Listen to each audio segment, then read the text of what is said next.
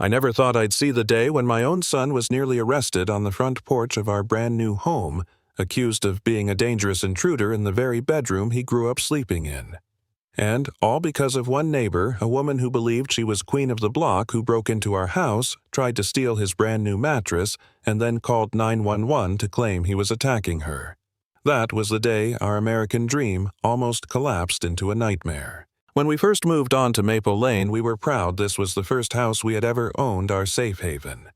My son, Ethan, had just finished his first year of college on a full scholarship, and he was glowing with pride walking up our driveway with his dreadlocks swinging arms full of grocery bags.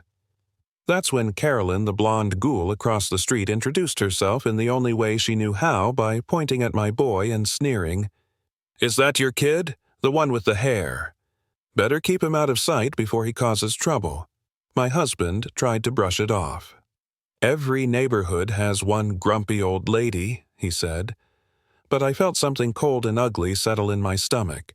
We didn't realize it then, but that woman was going to make it her mission to destroy us. A few months passed, and Ethan was home for summer break. He'd saved all year working at the campus library to buy himself a luxury memory foam mattress, the kind that arrives in a big box and costs a small fortune. He was so proud of it, telling us it was the best sleep he'd ever had. Then, one afternoon, while my husband and I were both out, Ethan was gaming in the living room when he heard a dragging sound upstairs. He figured it was the house settling, until it grew louder, like furniture being hauled across the floor. He went up the stairs and froze. There in his bedroom was Carolyn. She had broken in through our laundry room window, marched straight into his space, and was dragging his mattress out the door. She wasn't ashamed. She wasn't startled. She looked at him with pure hatred and snarled, "This is stolen property. I'm repossessing it for the HOA." Ethan stood his ground. "Ma'am, this is my bed. You're in my house. You need to leave." Instead of backing down, she dropped the mattress, pointed at him like he was a criminal, and hissed, "Don't you dare come closer, you thug. I know what you are. Probably bought this with drug money. I'll call the police and they'll believe me over you." And she did. She dialed 911 right there, her voice shifting from shrill fury to trembling old lady terror. "Help! Please send someone. A big scary black man broke into my home. He's threatening me with a weapon." She gave them our address but claimed it was hers. My son stood there shaking, realizing the police weren't coming to help him. They were coming for him. He called me at work whispering, "Mom, please come home right now. She's here. She called the cops on me." I don't even remember the drive.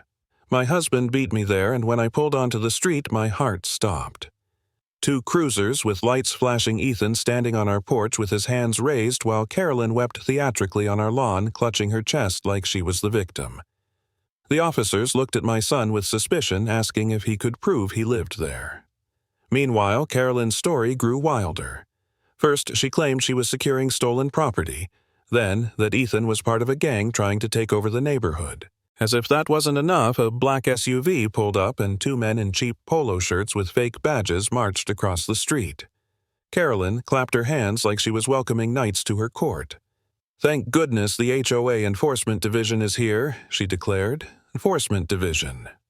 They looked more like thugs than security.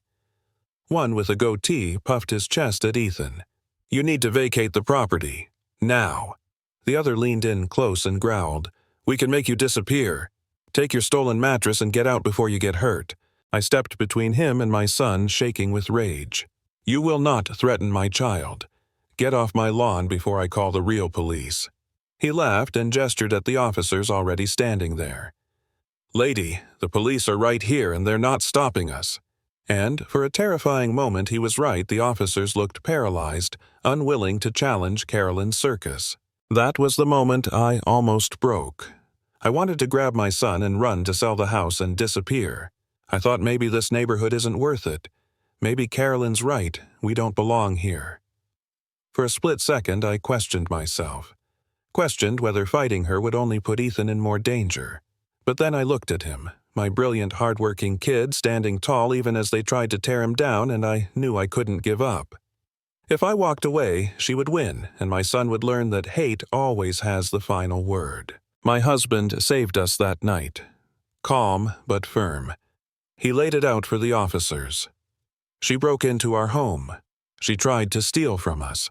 She summoned these men who just threatened my son in your presence. That's burglary, false reporting, impersonation. Are you going to enforce the law or let this continue? It was the first crack in Carolyn's wall of lies. The fake enforcers folded when asked for ID and slunk back to their SUV. The police finally told Carolyn to go home, but we knew this wasn't over. That night, we pulled the footage from our security cameras. Every second was there. Carolyn breaking the window with a rock, dragging the mattress, calling 911 with her fake sobs, inviting her goons to intimidate my son. We saved copies on every drive we owned. We had proof. Still, the fear lingered. The next day, our quiet neighbor Mrs. Gable knocked on the door with a plate of muffins and a trembling voice.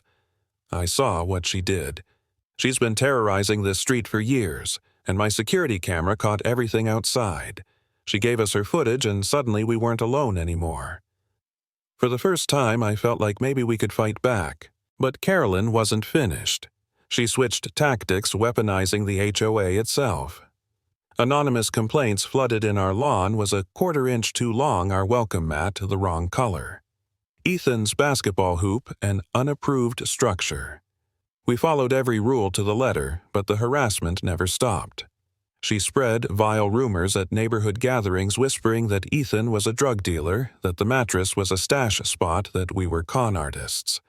And then she took her cruelty to a new level, sending an anonymous email to Ethan's university painting him as a violent criminal and demanding his scholarship be revoked. When my son read that letter, his face went pale. Mom, if they believe her, everything I've worked for is gone. I'd never seen him look so broken.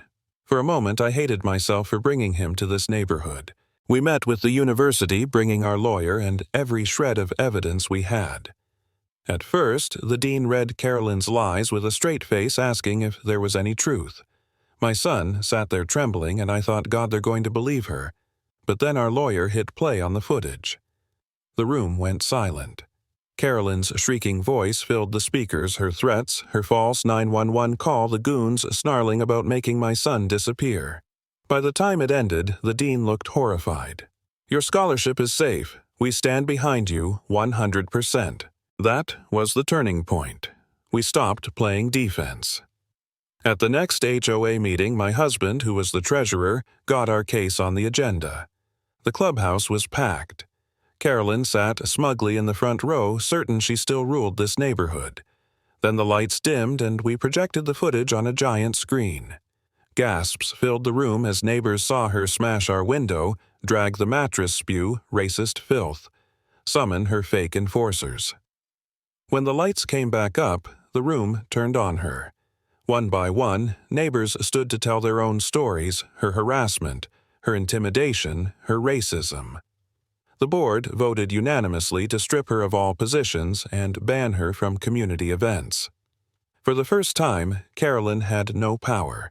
She stormed out humiliated, but the fight wasn't over yet. We hired a private investigator who uncovered the truth about her security team. They weren't HOA officials.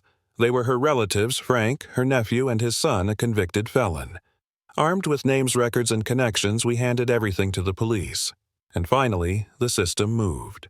I'll never forget the sight of two cruisers pulling into Carolyn's driveway, the same flashing lights that once threatened to take my son away. This time, they weren't here for us. They spoke to her briefly, then turned her around and snapped handcuffs onto her wrists.